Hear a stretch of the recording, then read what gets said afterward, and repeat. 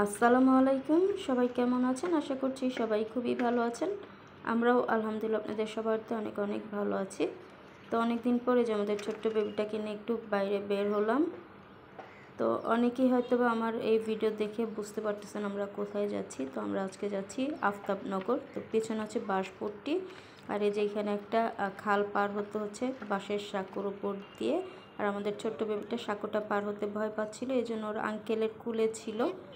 তো যাই হোক, এই যেদিকে আমরা আফতাবনগরের ভিতরে চলে এসেছি। তো আমরা এসেছিলাম আসলে কাশফুল দেখার জন্যই, কিন্তু এবার একটু দেরি হয়ে গেছে। এসে দেখলাম কাশফুলগুলো সব ঝরে পড়েছে, আর গাছগুলো কিন্তু সব কেটে ফেলেছে, কারণ প্রতি বছরই কিন্তু কাশফুল শেষ হওয়ার পরে কিন্তু গাছগুলো কেটে পুড়িয়ে ফেলা হয় এদিকে। তো এখানেও কিন্তু অনেক গাছই কেটে ফেলা হয়েছে।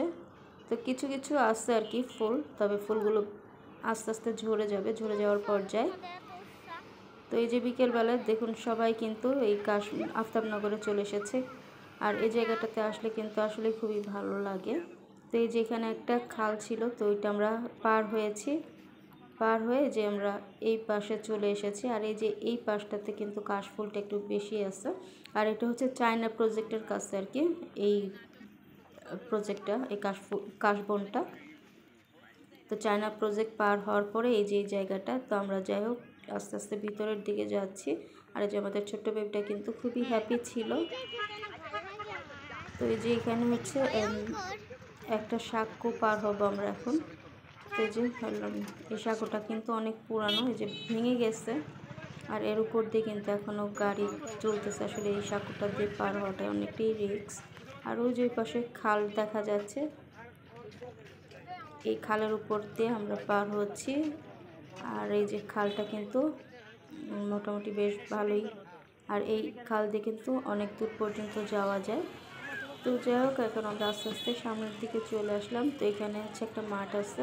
তো এই মাঠটার মধ্যে দেখলাম প্রচুর ভিড়, মানে সব মানুষ এই মাঠের মধ্যেই মনে হচ্ছে, কিন্তু মাঠটা একটু ভিজা ভিজা, এই জন্য আসলে বসতে পারতেছিলাম না। তো এখানে আসলে ঘাসই থাকে প্রতিবার আসলে, কিন্তু এবার যেহেতু বৃষ্টির পর আমরা এসেছি, তো বৃষ্টির কারণে আসলে এখানে ভিজা ভিজা, আর অনেক জায়গায় কিন্তু পানিও আছে।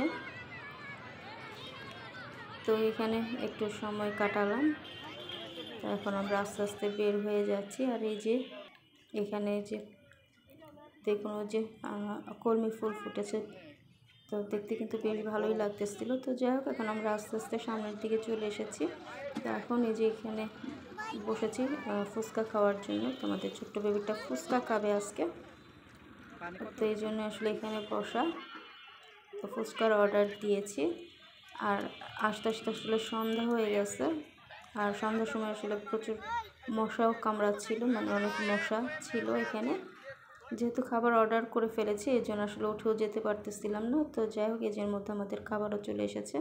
তো যে আমাদের ছোটো বেবির জন্য ফুচকা নিয়েছি, আর আমাদের জন্য একটা ভেলপুরি নিয়েছি। যদি আমাদের ছোট্ট বেবিটা ফুচকা কিন্তু সব খাবে না, ও হচ্ছে ভিতরের পুরটুকু ফেলে দিয়ে শুধু ফুচকাটা নিচ্ছে আর কি। তো এই যে এখানে একটা ফুচকা খেয়েছে কোনো রকম, আর বাকি সবগুলো এই যে ভিতরের পুরগুলো ফেলে দিয়ে শুধু ফুচকাটাই খেয়েছে টক দিয়ে। তো যাই হোক, আমাদের খাওয়া দাওয়া শেষ পর্যায়ে। তো আমরা খাওয়া দাওয়া শেষ করে এরপর বাসায় চলে যাব, আর আমি আমার ভিডিও আজকে এখান থেকেই শেষ করছি। তো সবাই ভালো থাকবেন, আল্লাহ হাফেজ সবাইকে।